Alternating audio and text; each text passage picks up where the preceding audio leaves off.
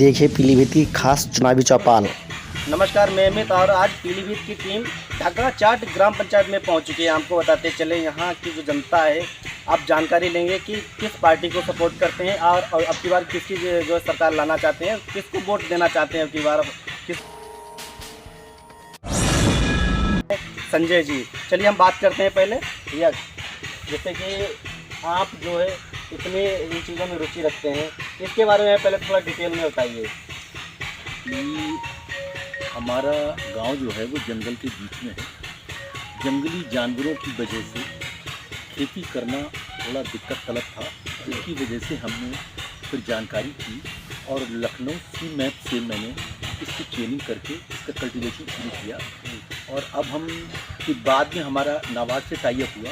एक distillation unit हमारी own है और एक हमारी नाबार्ड के साथ लगी हुई है। हम यहाँ पर लेमन ग्रास है, पामारोगा, सिट्रोनेला आदि ऑयल्स निकालते हैं और इसका तेल भी देते हैं। तो आप जैसे कि बता रहे हैं और जिसके बाद में आप अब की बार जैसे लोकसभा का चुनाव आने वाला है, किसको वोट देना चाहेंगे और किसकी सरकार को चुनना चाहेंगे इस बार?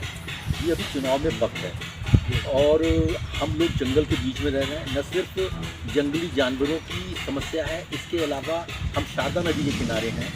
4 महीने पूरी हमारी रास्ता जो है वो वाटर लॉक्ड रहती है और हम लोगों को आने जाने में दिक्कत है। अभी धीरे धीरे हमको लग रहा है कि अगर कोई काम मौजूदा सरकार करती है और हमारा जो बांध से संबंधित काम है या बाढ़ से संबंधित कोई सहयोग करती है तो हम लोग आगे चुनाव के बारे में सोचेंगे।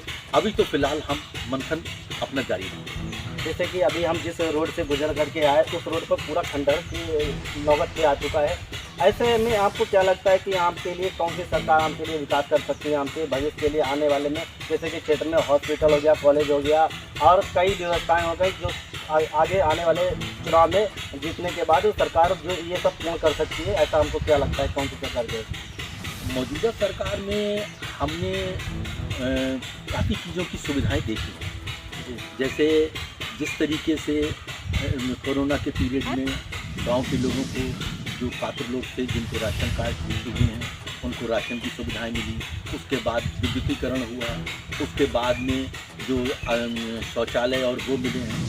तो इस मामले में तो बीजेपी सरकार ठीक है, लेकिन अगर मान लिया हम लोगों की जो यहाँ की जो क्षेत्र की जो समस्याएं हैं उसकी तरफ पूरी तरीके से ध्यान नहीं दे पाए, इसको देना भी ज़रूरी है। जैसे कि आपने बताया बीजेपी सरकार में कई प्रकार की व्यवस्थाएं मिल चुकी हैं, लेकिन बीजेपी सरकार और जैसे राज्य सरकार की बात छोड़ दीजिए हम, अब जैसे अपने क्षेत्र की बात हो गई। आज राहुल नगर में आपको जानकारी होगी शायद, आज 55 दिन से भूख हड़ताल और धरना प्रदर्शन जारी है।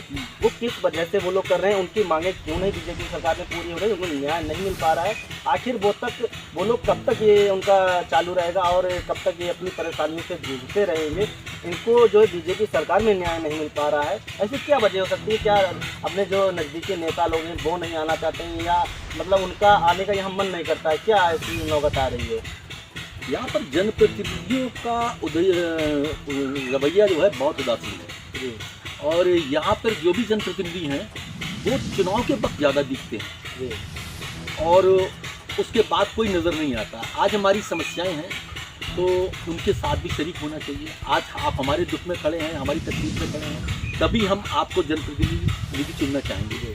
लेकिन अगर इस बार रवैया हमको लगा जैसे जिस तरीके से है, अगर शारदा नदी कटान करती है और हम अगर कोई मरीज यहाँ से जाता है अच्छा खासा तो हमें दिखता है कि वो रास्ते में जाते जाते दम तोड़ जाता है, क्योंकि इतने रोड में गड्ढे हैं, इतने मतलब कि झाड़ियाँ हैं, इधर जानवरों का भी खतरा बना रहा है। जानवर का ज़्यादा खतरा है।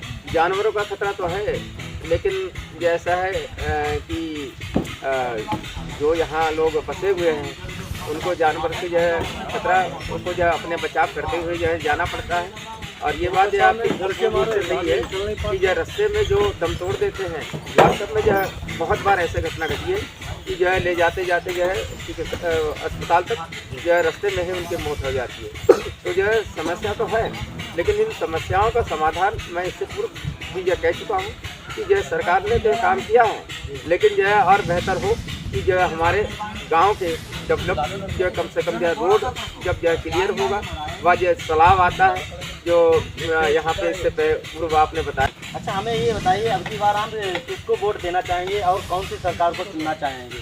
भैया जो सरकार हम लोगों के लिए बढ़िया काम करेगा उसको हम लोग चुनेंगे और किसी को नहीं सुनेंगे। हम लोग कोई नेता अधिकारी हम लोगों को पूछने नहीं आते हैं बाढ़ पीरियड में कि तुम लोग खा रहे हो या भूखे मर रहे हो या पानी में डूब रहे हो। कोई नेता हम लोगों को जांचने नहीं आया कभी भी।